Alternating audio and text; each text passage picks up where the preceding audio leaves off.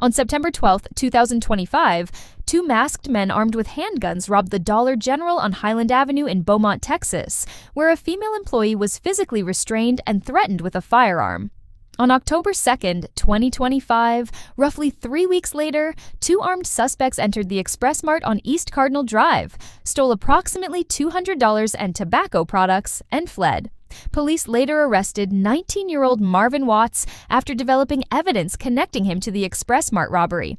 Watts was subsequently charged with 2 first-degree aggravated robbery offenses and entered guilty pleas in both cases under agreements capped at 17 years on each offense. Before sentencing, the court reviewed the pre-sentence investigation report and heard testimony from Beaumont Police Detective Joshua Jackson about the robberies, the firearms involved, and the evidence gathered during the investigation. The state requested 17 years on each case, while the defense asked the court to consider probation. The case then came before the court for sentencing. Y'all didn't just walk in and take it. You got to grab her. You got to pull her around. You got to show that you're a man. Oh, gosh. All right, Marvin Watts. Marvin Watts. I want my voice back. I want my voice back.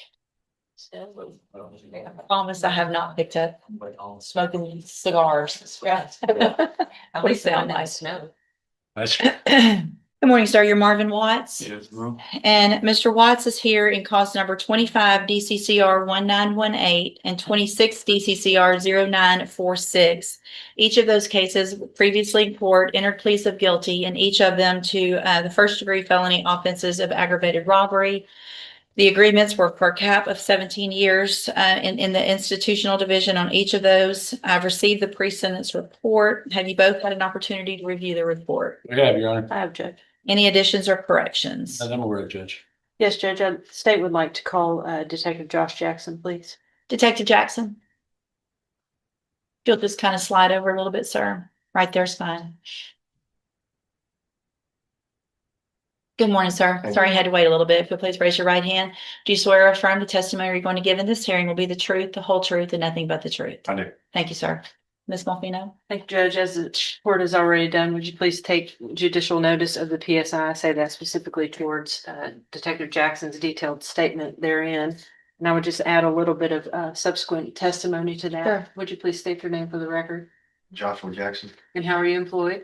a detective with Beaumont Police Department. And as a detective with BPD, is it your duty to investigate violent crimes such as homicide, aggravated robbery, et cetera? It is. And did you have a chance to investigate an aggravated robbery that occurred in October of 2025 at the Dollar General on Highland? Yes. And did you later learn that that aggravated robbery went hand in hand, for lack of a better term, with an aggravated robbery that had occurred at Dollar General in September, the Express Mart in October? That's correct. So within a 1 month time period, there had been 2 aggravated robberies of stores located here in Beaumont, relatively close together. That's correct. All this occurred in Jefferson County. Yes. And can you describe for the court, you have elaborated in the pre-sentence investigation report, your thoughts a little bit, and obviously the court is aware of the nature of the offense, et cetera.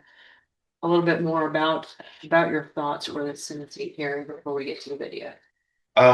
So, both of these cases involve 2 guys that go into a store, one during daylight hours, another one during nighttime hours, both victimizing a clerk that's there just trying to do her job. There's no glass barrier on either of these stores. These 2 guys walk in there, hold the clerk up in each of these instances, and proceed to rob the clerk for, at least in mine, money and some cigarettes. And for this to happen in daylight hours or nighttime hours to somebody that's just trying to go to work isn't right. I mean, you don't go to work expecting to get robbed when you potentially have family at home, and during either of these robberies, something tragic could happen. And Detective Jackson, I think it goes without saying from both the perspective of the state and the court, but from your perspective as a detective, is violent crime involving firearms and youthful offenders here in Beaumont, something that has just become extremely prevalent, unfortunately. Absolutely. And is it something that you continue to investigate on a daily basis? That's correct. Do you think it would be helpful for the court to view, if you would, Judge, outside of the cameras due to the sensitive nature of the complainant in the case and her identity, the video from the incident in September at the Dollar General? Yeah, so there's two videos with just a Dollar General on this one that I brought with different angles. It's just giving an idea of kind of what happened to at least the Dollar General one. There's a lot that it's not going to show, which is the aftermath of it and speaking to the clerk and the terror and how she felt. Of course, that's all in the whole case. But at least these two videos will give you a sense of kind of what happened during that day. Okay. So you want me to just put them here? I mean, I can turn this off, or I can just put them Just possibly on my computer and just watch it here myself. That'd be fine. I did not mark them, Judge, because I believe Detective Jackson That's the only thing that's on there. would need them back for future investigation if the court would allow, but if not, I can make a copy for the court. I have no objection, Judge. Okay. To you just watching it. I've talked to Ms. Malfino about it. May I continue? Yes, ma'am. Detective Jackson, obviously the court has taken note of your statement in the PSI, but is there anything additional that you would like to add for the record with respect to the sentencing you would like to see the court impose? No, I think what I wanted to convey is mainly in that email that I sent. Thank you. I have no further questions. Thank you. Any questions? No questions. Thank you very much for being here, Detective. I appreciate you. The prosecutor now asks the judge to weigh the circumstances surrounding both aggravated robbery cases before deciding the punishment. One of the materials already before the court is the Presentence Investigation Report, commonly referred to as the PSI. It gives the court information gathered for sentencing and allows the judge to consider more than the basic facts of the guilty pleas. In this hearing, the report also contains information from the investigation, including Detective Jackson's account of the robberies and information relevant to Watts' conduct while in custody. The prosecution is also focused on the fact that there were two separate aggravated robbery cases within a relatively short period of time. Both involved armed suspects entering businesses and confronting employees who were working at the time. That matters here because the defense is asking the court to consider Watts' age, his lack of known prior criminal history, and his request for probation. The state is preparing to argue why those factors should not outweigh the seriousness of what occurred or the information contained in the PSI. The judge has heard from the detective. The surveillance evidence has been made available for review. Now, the attorneys will make their sentencing arguments, beginning with the prosecution. Any other witnesses? No, Judge, just a couple comments if I may. Sure, go ahead. Obviously, it asked the court to take everything into account, the fact that there are two aggravating offenses. Obviously, you are aware of the prevalence of these type of offenses in Beaumont involving young offender with firearms, innocent victims in this type of a case. Officer Riley's comments, I think, are also important, Judge. He's a very detailed PSI writer, and his caution against leniency the state would concur with. In addition to the jail incidents, which show the court, as you're aware, that Mr. Watts cannot behave while in custody, so therefore what leads us to believe that he would behave while on probation. Based on those, Judge, I would concur with the offer of Mr. Nichols at 17 and ask the court for 17 years in each case. Thank you, Ms. Malfino. Mr. Parker, you may proceed. Your Honor, in regard to the write-ups, I've talked to him about those. Those happened prior to the his PSI, and that was when he was in maximum security. And from what I understand, it's a lot harder to not get in trouble there because of who you're around. But nevertheless, he has no juvenile record that I'm aware of. He has no adult history that I'm aware of. These are the only two cases that he's ever had any issues with. I agree, they're serious offenses. He understands that. He's told me today that, you know, if I could apologize to people, I would. He was encouraged by somebody older than him. I believe it was probably his father, so it was. And He's asking the court to give him probation. He would like to address the court, Judge. Go ahead. Ma'am, I apologize for all my actions, ma'am. Honestly, I regret them. I really do, ma'am. Like my attorney said, if I had a chance to apologize to that woman, I would. And ma'am, those write-ups were while I was in maximum security, ma'am. I was not supposed to be in max. I was there because my shoulder popped out of place.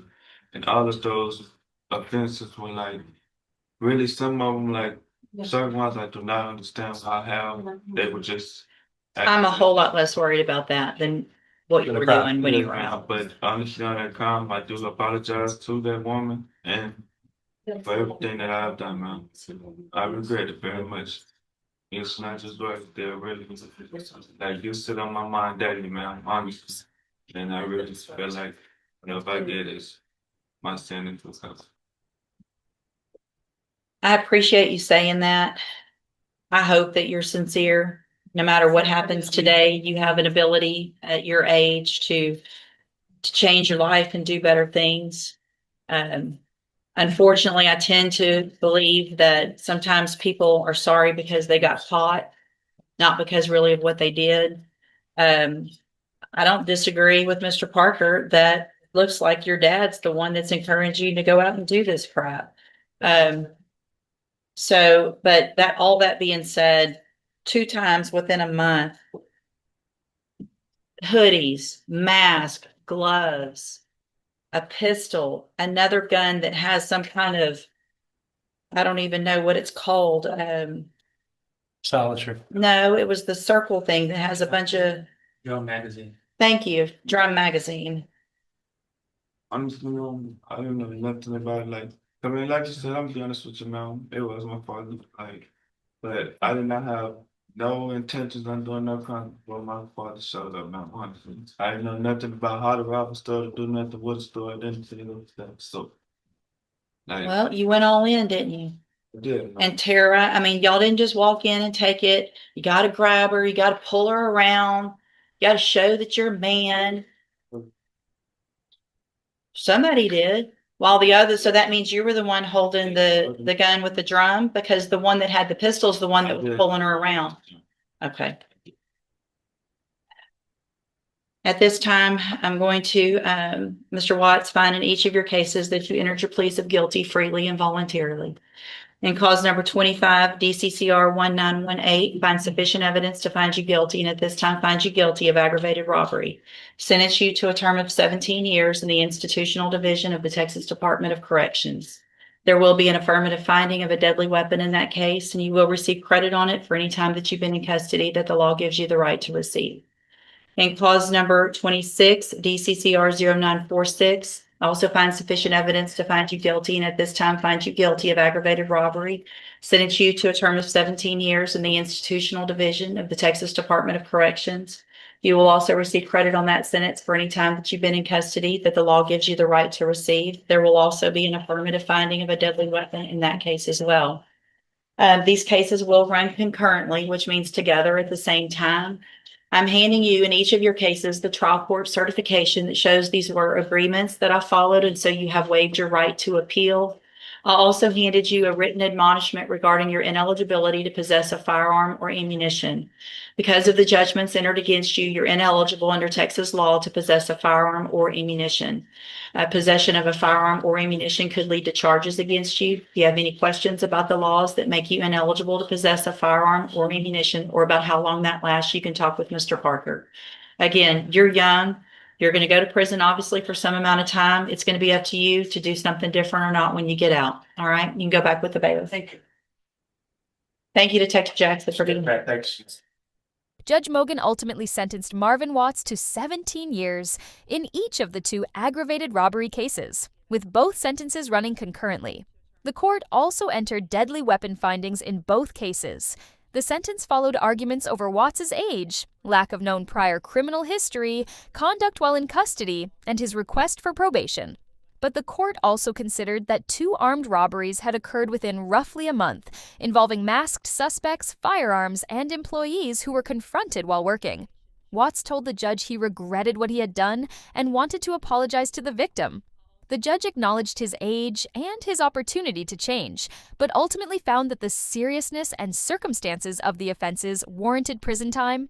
In the end, Watts received 17 years, not 34, because the two sentences will be served at the same time. The court also warned him that he is prohibited from possessing firearms or ammunition under Texas law. This case shows how a sentencing hearing can weigh both the seriousness of the offense and the possibility of rehabilitation. For Watts, the next chapter will depend on what he chooses to do with the opportunity the judge said he still has.